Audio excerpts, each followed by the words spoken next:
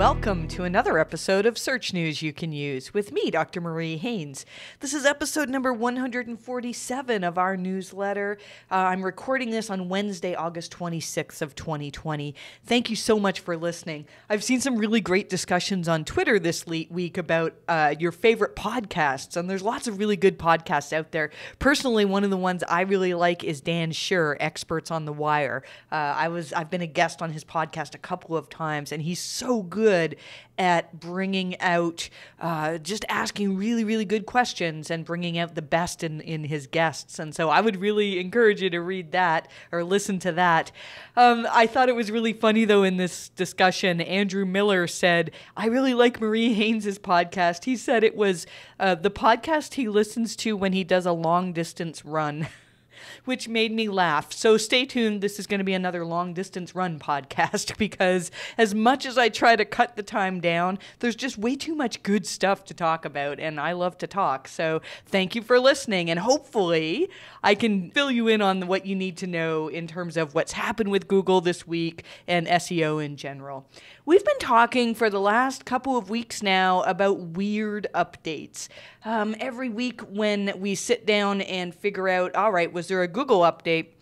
I have my entire team look at analytics and determine, all right, there's a particular day where we saw a lot of movement, and can we figure out, is that day, is that movement also reflected in Bing? If so, then it's not a Google update, most likely. Or does it look like this is actually a Google update? And this month has been super challenging. I've talked in the last couple of episodes about August 10th and also August 15th to 16th. Google did something weird on those dates. And August 10th, we saw that there were a large number of websites that suddenly started to rank really well, even though they were very low quality. And if you saw improvements during this glitch, because Google confirmed that this was a glitch at this time, something went wrong in their complex system of indexing. If you saw improvements at this time, I actually think that's not a good thing, because it seems to me that pages that improved during the August 10th glitch were pages that now are suppressed because of quality issues. We can't say that 100% for sure, but a lot of the cases were really, really obvious. There were a lot of black hat SEOs that were complaining that their SERPs were now littered with ultra spammy websites. This was during the August 10th update. That happened for only a few hours.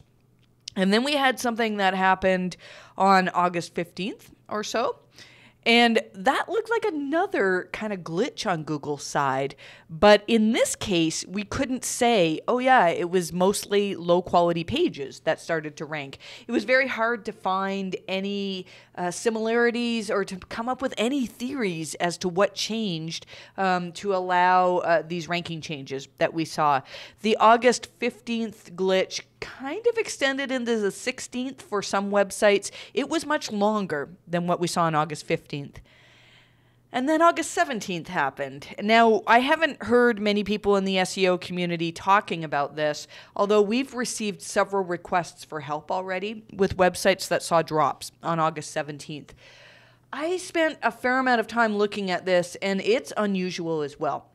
My initial theory, and I think a lot of people thought the same, is that whatever was happening in the week previous to August 17th, so August 10th and August 15th that we talked about these glitches, that was some type of a test maybe for what Google was going to release in the future. And that's still possible. I think we're long overdue, maybe not long overdue, but we're due for a core update. And who knows what's on Google's mind now that we're dealing with a different world with coronavirus. You know, they may be slowing down on core updates. But we thought that maybe what these glitches were some type of a precursor to an update that's coming up. And so when we had a bunch of people come to us and say, hey, something's going on with my traffic, I'm seeing drops starting August 17th, my first thought was, all right, I bet you sites that were affected with the glitch also saw drops on August 17th. Well, I was wrong on that. Of all the sites that we monitor, quite a few saw either increases or decreases on August 17th. And I believe only 2 of those were affected by the previous glitches. So that's important to know because I don't think that the two are connected. So what happened on the 17th, at this point, is very hard to say.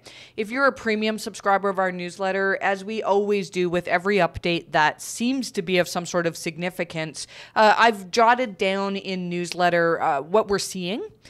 But I don't have any conclusions. I have some thoughts that we've put that in newsletter. But at this point, what we're seeing with August 17th is there's quite a few sites that were affected, and they're across many different types of verticals. Often when Google runs a core update, for a while, it was primarily medical sites that we were seeing have large effects.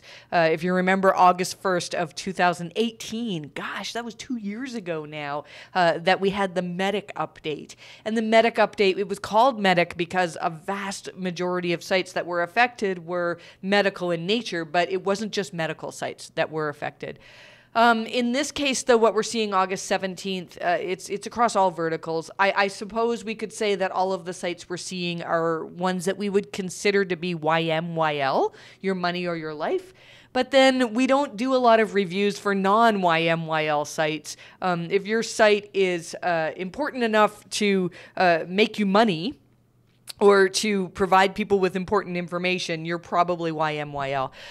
So, it's hard to say. I feel like we're probably going to do more investigation into what happened August 17th based on the number of requests that we've had and the odd patterns that we're seeing. It looks like there's something that we should probably investigate more. If your website saw changes on August 17th, I would love for you to reach out to us on Twitter. The MHC Inc. Twitter account is probably the best way to do that, MHC_INC. And our social media coordinator, Summer, will take note of what you've told us. If you have screenshots showing that your traffic went down or maybe went up at that time, I'd love to see it, because looking at multiple sites that were affected at a certain time can really help us to figure out what Google changed. So again, feel free to tweet at the MHC Inc. Twitter account, and our social media coordinator, Summer, will organize all these responses and give them to me so that I can do a little bit more analysis and determine maybe what it is that Google changed at this time. It wouldn't surprise me, again, if we're going to see a core update soon.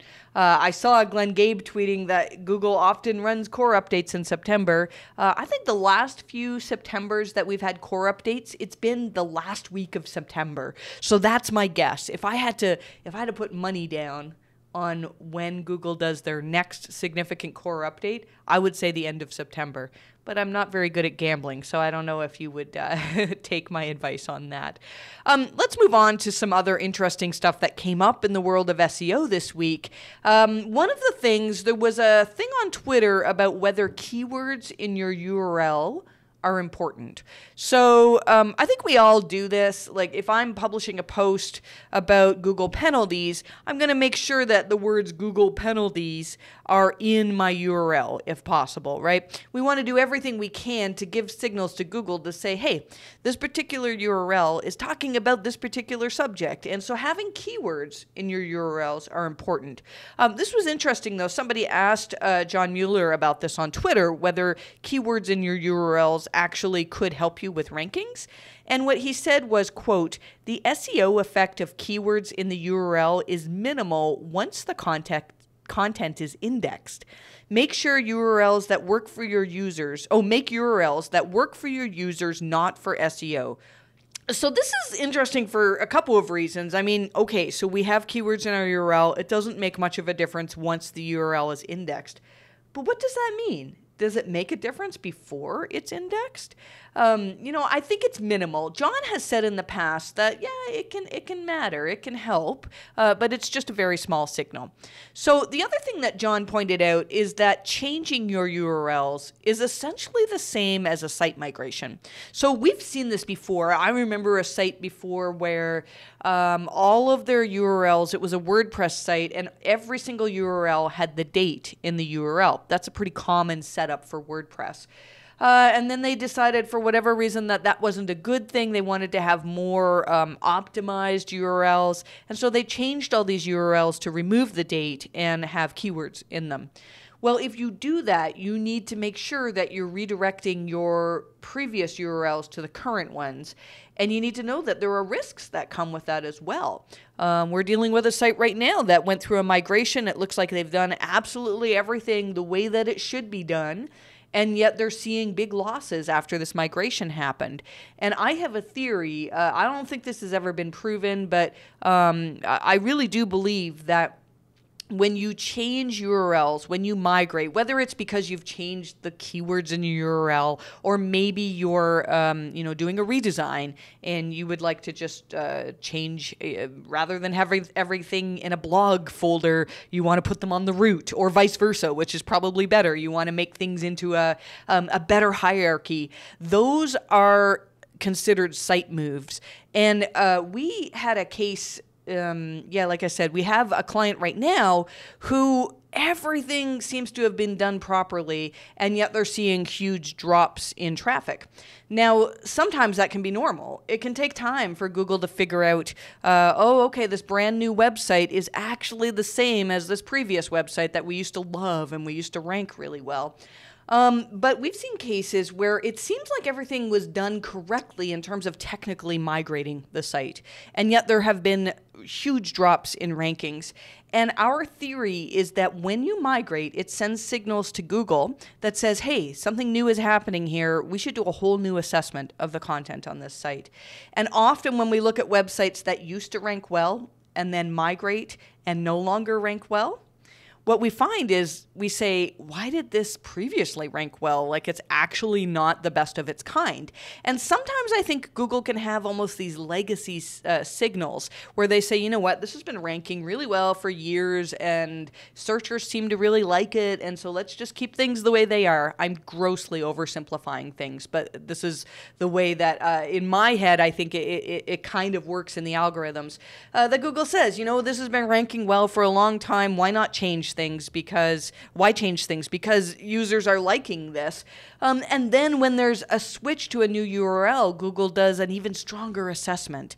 And we commonly see that after you've migrated, content that really isn't the best of its kind struggles to rank.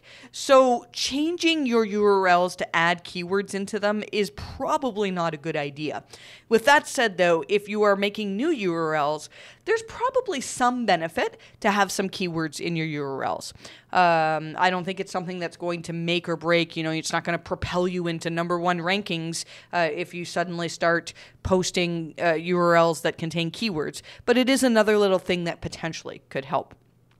There's been some discussion this week on whether or not it actually helps you if you got listed on Wikipedia. There was a Reddit thread where somebody was asking about how to get a backlink from Wikipedia. Now, I don't know if you've ever tried to do this. I've made several of my own backlinks with varying degrees of success. I remember when I first started my veterinary website, I've mentioned this lots of times. If you want to seek it out, you can find it. It's a horrible example of SEO because I haven't done anything on it in many, many years. But when I was first getting into SEO, this was what I experimented with. And one of the things that I did was I created this calculator to help you determine if your dog ate too much chocolate. So chocolate, most people know, is toxic to dogs. And certain amounts of chocolate, depending on the type, can be fatal to dogs. It's really rare. I don't think, in all my years as a veterinarian, I don't think I ever saw a dog that died from chocolate toxicity, but I saw dogs that got really, really sick from it.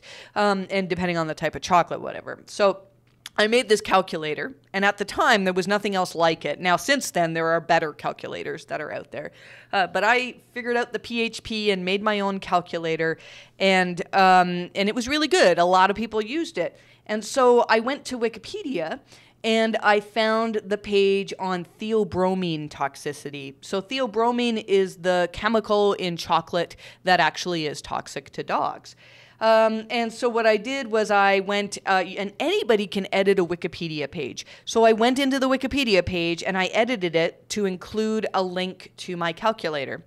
And this worked. The link stayed. I haven't checked recently whether it's still there. It might be. It's been years since I did that, but it may still be there. Now, I'll tell you, I did other edits like this because when I saw that, what was happening was people were clicking that link and using my calculator. And then what also happened was that other people who wrote articles on chocolate toxicity in dogs said, oh, and by the way, there's this great calculator that you can use on this website.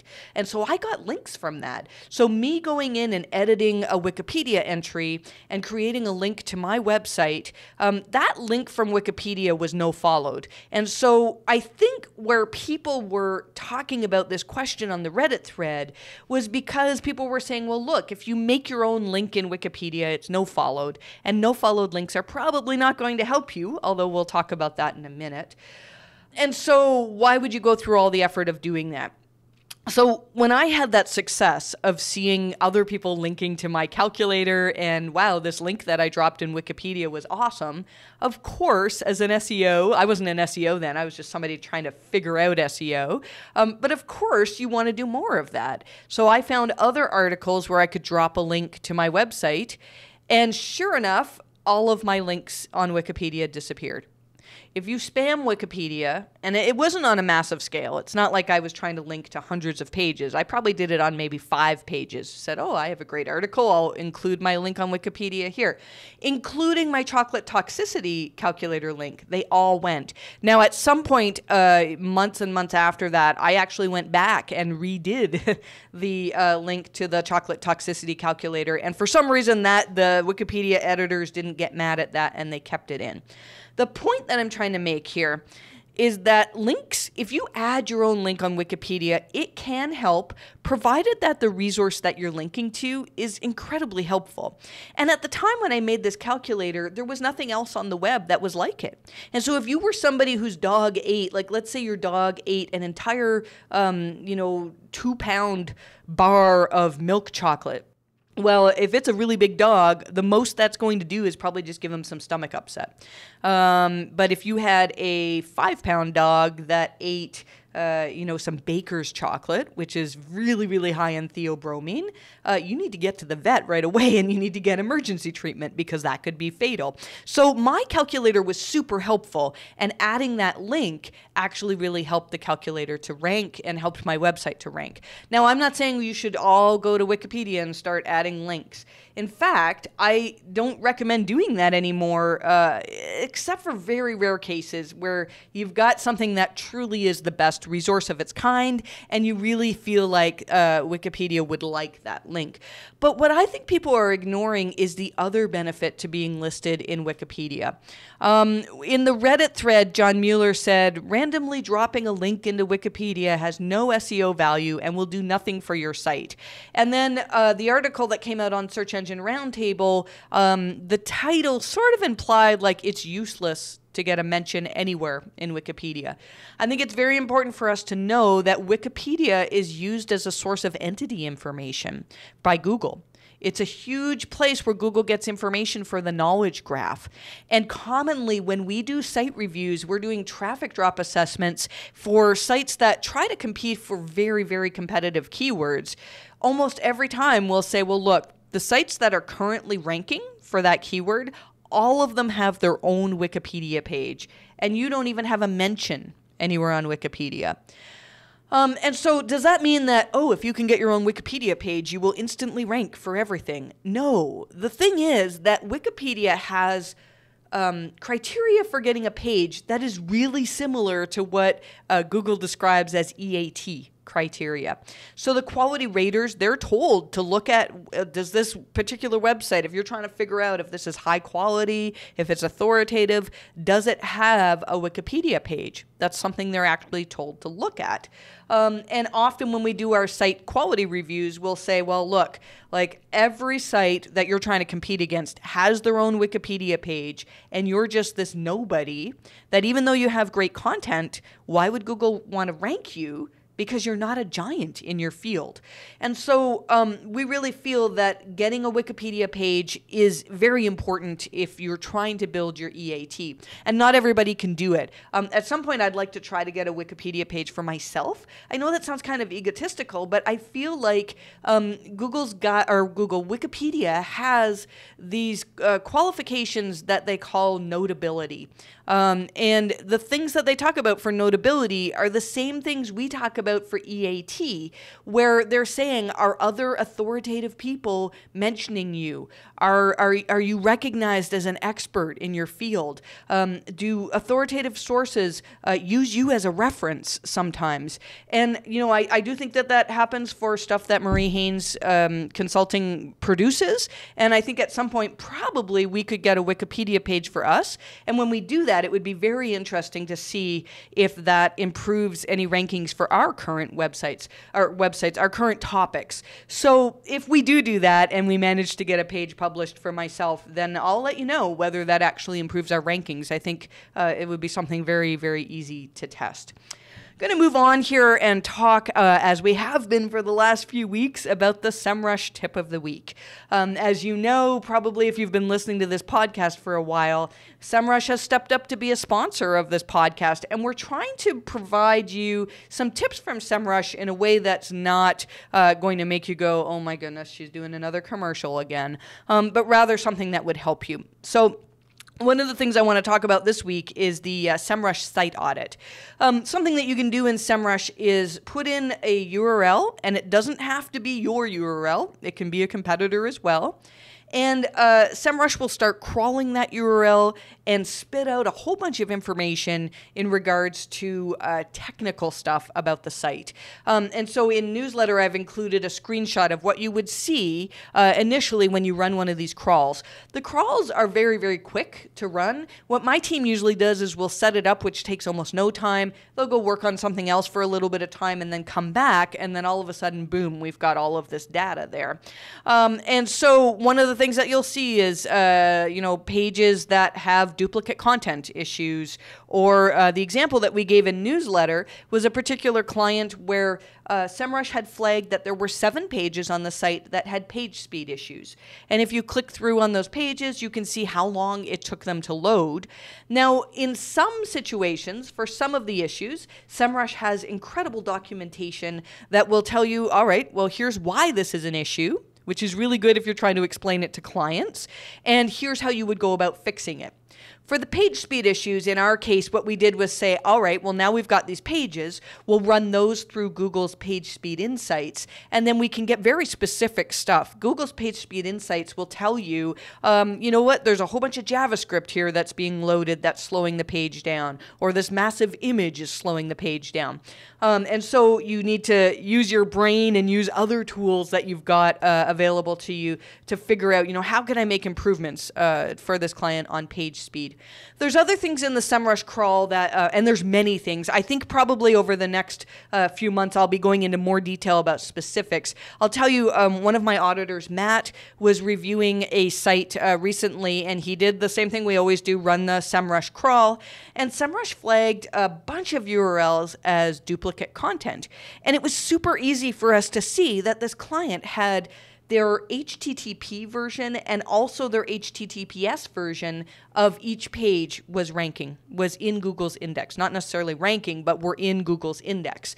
And were both accessible. And so it was really easy for us to see that, the redirects were not set up properly because this client had recently switched to HTTPS. And so if you are trying to learn more about your website to find where the technical issues are, I would highly recommend using Semrush's site audit tool. There's a lot more that I could cover on this, but I'm not going to make the whole podcast episode about this tool. If you want to try it out for your own site, you can go to mariehaynes.com/Semrush, and that will give you a promo code where you can get a trial. I believe this week's trial is for a 2-week guru plan, which is plenty of time for you to run a crawl on your own website and see what's happening. Totally no charge to try the trial, so I'd encourage you to give that a try. Moving on, we got a lot of really good information from Google Help Hangouts recently. And one of the things that I thought was really interesting was about the current state of no-followed links. And so John Mueller was asked about this, about whether no-followed links are actually being used yet. If you remember a while back, Google told us that they might start using no-followed links in ways that they haven't before. So Glenn Gabe tweeted this, and John Mueller said, it's possible that they are being used. We could theoretically use no-followed links to pass signals right now, he said. and I believe we're already using them for discovery. So what does that mean? I've said this before, and I'll say it again. You don't need to worry about spammy, no-followed links hurting your ability to rank. So let's say you have a website where all of a sudden somebody's trying to do negative SEO and they're pointing a whole bunch of comment spam links at you. It's not like Google's going to say, oh, now that we can follow no-followed links, we're seeing that this website is spamming. That type of link is exactly the type that Google is just going to ignore. Where no-followed links can be a factor is, let's say, and this is my opinion, I don't know this 100% for sure, but let's say that you got a really great mention in an authoritative news website. So let's say you discovered something that was new and Barry Schwartz wrote about it and he linked to your website with a no-followed link. Barry Schwartz's website's seen as an authority in SEO. And if Barry is continually mentioning you as a source of SEO news, it's showing that here's an expert in SEO who is recommending your website or you as an expert in SEO. And let's say he linked to you with a followed link. We believe that Google can pick that up as they can recognize that this is an authoritative mention for you. So there's not much that I would change at this point. I don't think, if you're somebody who's auditing links, I don't think that you need to be paying close attention to no-followed links for the vast majority of websites. It's rare that we actually try to audit no-followed links pointing to a website, but it is important to know that if you get a mention in an authoritative website, even if it's a no-followed link, we think that that can contribute to Google's assessment of authority for your website and EAT overall. This was an interesting question as well in a Google Help Hangout. Now, we have more Google Help Hangout information in the actual web version of Search News You Can Use, episode number 147. I'm trying to share just some of the best ones in podcast, but again, because I don't want to make this a long distance podcast, I'm only going to share a couple here.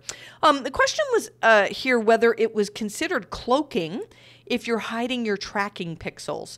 Let me actually see. This particular person asked, they've got about 20 trackers, web trackers, and retargeting pixels on their website, which is really common. But those pixels will slow the page down because every time you have to load something new, that takes time, and that's going to slow the page down. So what they were thinking was, all right, let's show two different versions of this website.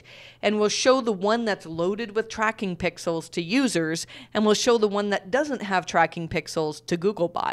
And the idea was that the page that doesn't have those pixels doesn't rely on those the extra code, those extra scripts, that page would load faster, and so that would be better in Google's eyes. So here's John's answer. He said, I suspect you're not going to get a lot of value out of this. On the one hand, when it comes to speed, we use the Chrome user experience report data, and that's something that's based on what actual users actually see. So if you're making a page faster for Googlebot, that's kind of nice, but it would be nicer to make the page faster for users because that's what we'd pick up on. So that's important to know. I don't think it's cloaking. I think what cloaking really means when the actual content is different for users than what Googlebot sees. But really, there's probably not a lot of benefit from hiding your tracking pixels from Google. I'm sure there's some conspiracy theories out there that explain why you should be hiding them, but I really can't think of a good reason to hide those. I'm not going to go into great detail about this, but I did think it was worth mentioning that Google's prepared now to launch this enhanced news storytelling project with licensed content. And not everybody is pleased about this. So from what I can understand, there's something that Google wants to launch where they would actually pay news websites for their content. And there was something that happened with the Australian Competition and Consumer Commission that says that this is not fair. and for multiple reasons. But the part that I thought was really interesting was that this commission, the changes that they set out would require Google to give publishers notice if there was a major algorithm update on the way. And of course, Google came back and said, well, no, this is not going to work because, it's proprietary. And if we told people what we were going to be changing in our algorithms, it just gives fuel to spammers who are trying to take advantage of the algorithms. I don't know what will come of this. I'm keeping an eye on it, though, because how nice would it be if Google said, look, we've got something coming up in the next month and we're going to make some changes and we would like to see this, and this on your websites. How awesome would that be? But I don't think that that's going to happen. We don't have a whole lot to pass on in terms of local news. It doesn't look like there's any significant ranking updates. Something that Joy Hawkins pointed out from Sterling Sky is that some companies now are seeing branded pins on the Google map. The example given was the Canadian coffee chain Tim Hortons. If you're a Canadian, there's hot dispute over whether Tim Hortons coffee is good or not. My husband will not allow Tim Hortons cups in our house. It's a running joke because he's a Starbucks guy. And I actually like Tim Hortons dark roast. I don't know. But this is very important to know. If you're trying to figure out a Canadian, we don't all have an obsession with Tim Hortons. But Tim Hortons is a very large company in Canada, also in the States too, but I think it's bigger in Canada. And so if you do searches for a local search now, you'll see on Google Maps not just a pin, but a pin that actually has Tim Hortons branding on it. And so this is something that we'd probably all like to have on the maps. According to Joy, a business can be eligible for this provided they spend $1,000 a day or more. I'm assuming that's on Google Ads across all businesses. So is that fair? I don't know. I think if they opened it up for everybody to have your logo, there would just be so much opportunity for spam. People could change their logo to just say random things or say, our competitor is awful, or I don't know. So we'll see. Maybe that will progress so that we can all have branded pins. But at this point, if you are a massive company with big ad spend with Google, you can potentially get your logo on Google Maps. We've got some good recommended reading in newsletter this week. My team has summarized a post on hrefs by Joshua Hardwick that talks about how to build backlinks using a statistics page. And this is something that I really, really like. I think links are getting harder and harder to build because Google really wants to they want to value the links that truly are recommendations. And so if I wrote an article and had a bunch of stats in it, I want to link out to a source for those statistics. And if you are doing SEO for a business that actually could provide stats, that's something that could get you very valid links because people will probably click on that link. Those are legitimate links where people are saying, look, we wanted to talk about this really interesting statistic or something. And by the way, this website has done a study to show that here's where we referenced the statistics from.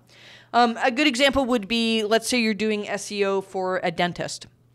One of the things you could do is gather stats, if the dentist has them, on what types of clients that they see. So for example, let's say a dental clinic has offices all across the city. It would be really interesting to see which percentage of their patients opt for teeth whitening.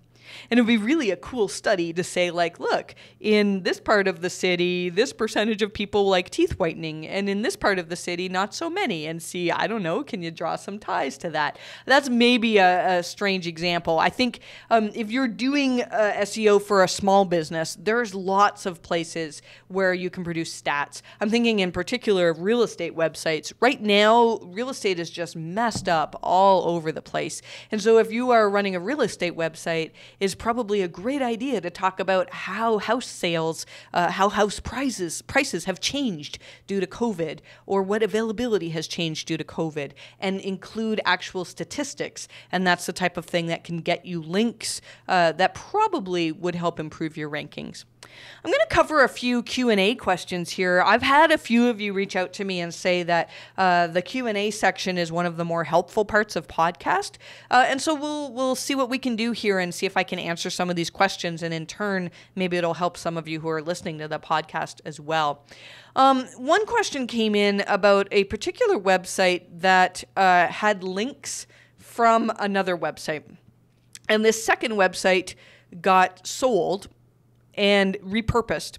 And now the website is talking, it's basically a spam website. It's a website that just publishes links for the sake of selling links, not a website that you'd really want to be associated with.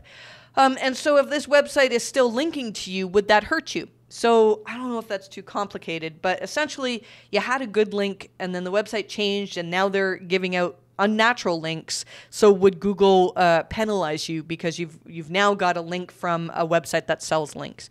The important thing to know here is that any time that I've seen a website that appears to be penalized or demoted or for whatever reason is not ranking well, and we think that that's because the website has been engaging in unnatural linking practices, it's never because of one link. It's always because of something that you've done at scale that works. Now, scale is hard to define. Scale could be that you've made hundreds and hundreds of links and Google says, all right, we can see a pattern here that this website's making their own links and maybe we shouldn't trust the links that are pointing to this website. It can sometimes be a smaller scale, though. I remember I had a client a few years back who came to me after getting a Google penalty for unnatural links. And what had happened was they purchased footer links on a news website. And this news website, it was a chain that they syndicated content across 7 different news websites.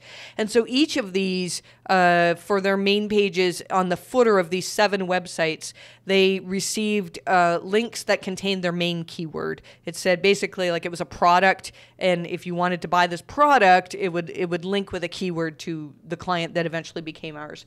I thought it was interesting because this site was ranking really well, and then they had these links on just 7 different domains, which doesn't seem like a massive scale, right? And within a couple of weeks of buying these links, and they didn't do anything else, it was just these links, within a couple of weeks, they had an unnatural links manual action. That was probably one of the easiest ones ever to remove because we just had the client remove those links from those 7 different websites and ask them. I think what they did was make them nofollowed. Although, to be honest, the only reason why they got those links was for the link equity that potentially could have come from them, and it backfired on them. So they asked for those links to be nofollowed, and then the penalty was lifted. What's interesting to me, though, was it was only links on 7 websites. But why did Google give them a manual action when it wasn't a massive scale? It's because those links actually moved the needle. So if you're paying for links and those links are, even though they're against Google's guidelines, they're actually working to help you rank better, then that's the type of thing that Google wants to give manual actions for. You have unnatural links. They're not true recommendations. Google's algorithms, for whatever reason, didn't figure it out, and so they jump in with a manual action. In this case, the question that was asked was about one particular website that switched to a spam website and started to link to them. I wouldn't worry about that at all. I mean, you certainly could disavow it if you wanted to, but I think the chances of that actually hurting your site are minimal. If Google penalized websites for receiving the odd spammy link, pretty much every website on the planet would be penalized. So if you're not actively building your own links in ways that go against Google's guidelines, I really wouldn't worry about that. Another question here from Dinesh. Dinesh says, after the website received a manual action, they removed about 80% of the links. So this is a website that got a manual action for unnatural links. They removed about 80% of the links pointing to this website, and they got their reconsideration request approved. But Dinesh says the rankings continuously are going down. Sometimes we see improvement, and in the next day it's down. It's happening for at least a month. Can you please help us how to work this situation? Before the manual action, we were on top with every keyword, and now they're not. Okay, so this is really common, and unfortunately, there may not be a solution here. Again, when Google gives out manual actions for unnatural links, it's because your rankings are being artificially propped up by links that are self-made. The links that Google wants to count are actual recommendations for your website. So if you've been making your own links, and then Google says, wait a second, we caught on to this and we think these are unnatural, and then you remove those links, you've removed what was actually propping up your rankings. Now, it's possible, maybe you were ranking for those terms before, and the unnatural links, put some sort of suppression. I haven't seen that happen, actually. I think if you've lost rankings after an unnatural links manual action, this is really common. And the only way really to recover that is to actually get good links. I have an article that I wrote on Moz many years ago about, I think it's called After an Unnatural Links Penalty, Will Your Traffic Recover, or something like that. It should be fairly easy to find on Moz. And even though it was several years ago, everything still applies now, as far as I recall. Now, there are some situations, there are some manual actions where, yes, when we remove them, we do see improvements after we've removed the manual action. And even for unnatural links manual actions. There can be some that we remove them, and these are mostly for site-wide manual actions. And what we'll see is often when a website has a site-wide manual action for unnatural links, they'll rank for almost nothing except for branded terms. If you're only ranking for branded terms, that's often a sign that there's some type of suppression on your website. Not always. It could just be that you're new and Google can't figure out where your unique value is. But often it's a sign that there's some type of suppression. And so if you get a site-wide manual action and we remove that site-wide manual action, often the site can start ranking for keywords that aren't branded, and that can happen. But if you had a partial manual action, it's commonly the case that you don't see improvements. So then people would say, well, why would I spend all this time and money and effort to go in and clean up that kind of manual action? And there's valid reason to do that, because those links that Google's pointed out, you can be guaranteed that they're trying to figure out how to deal with those algorithmically. And so you could find if you just keep everything there with a future algorithm update or with a future change to how Google assesses links, you might find that they're actually suppressing your site and they're making it challenging to rank. Let's see here. I've got a question here from Kimball Lewis. We have a site with hundreds of free articles. We also offer premium online content for subscribers. In the past, where relevant, we linked within the article to our premium content on the product page. But we stopped this because we thought it might be a trust issue with EAT. Do you think that Google would be okay with us linking in this way? Would it hurt our trust? Would it make our articles be construed as long-form ads? We want to improve our conversions and let our readers know about our premium content, but we don't want to get Google angry with us. What do you think? Love the podcast. Thank you, Kimball. This is a really, really good question. And I know where this is coming from because we wrote some information. I believe it was on our article on the January core update of 2020. And one of the things that we noticed was that a lot of the websites or pages that saw declines with that update were transactional pages.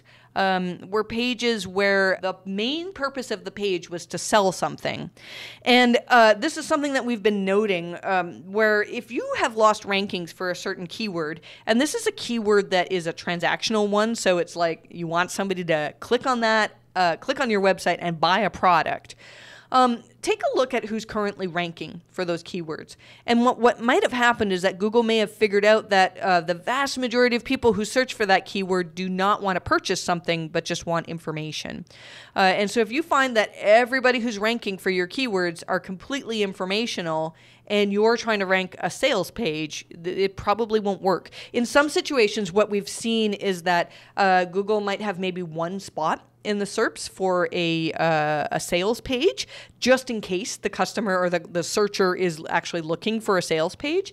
And so maybe if you're the best of your kind, you can rank in there. But in a lot of cases, if Google is determined that people are looking for information, you really don't want to have anything salesy on your pages.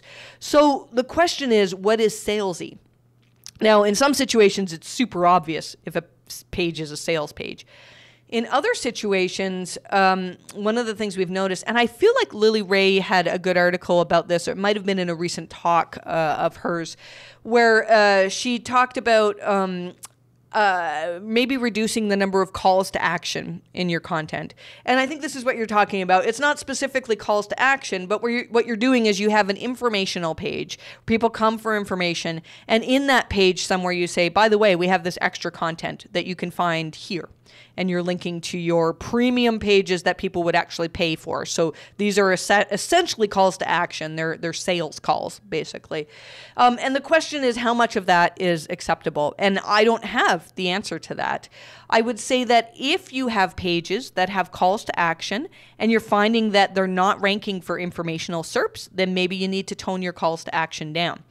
From what you've described, Kimball, it sounds like it's not heavy with advertisements. So we do this with newsletter, right? We have our free version of newsletter, and then we have a premium version, and we do link to the page that sells our premium version. Now it's a little bit different because it is a little bit of a different situation, but it's totally fine, in my opinion, to have an in-text, in-context link where people might actually want to click on that link and engage. That's something you could test as well, is how many people are clicking on this. Like if a tiny fraction of your readers are actually clicking on those links, then maybe you shouldn't really have it there. But my guess is that those are not hurting you, and that it's totally okay to link to premium content, to a product that you want to sell, to something like that. Where I would caution you is I wouldn't try to do it in any sort of a deceptive way. So as long as you're making it clear that this is paid content, or like, hey, if you want to upgrade, there's some content here for you. And it's not like, oh, by the way, we have all this fantastic stuff, and then surprise, when they get there, you have to pay for it. I think you have to think about user trust, basically, when you're doing something like that. So will it hurt you? I mean, I'd have to see the pages. And I actually think I see that you're signed up for a site review. So we will be seeing these pages, and I can give you more information once we actually do the review. But the short version is that linking to your transactional content really shouldn't hurt, provided that a searcher is still able to get their informational content and not feel like they've landed on a sales page, which I think you're probably doing things in an okay way. That's actually all that we have to cover in this episode. We have loads of other really good stuff in newsletter. We've got some tips for outreach based on something that Rand Fishkin wrote. How to recover lost FAQ rankings. That's something that has been a hot topic lately. What does it mean if one of your pages is not cached in Google?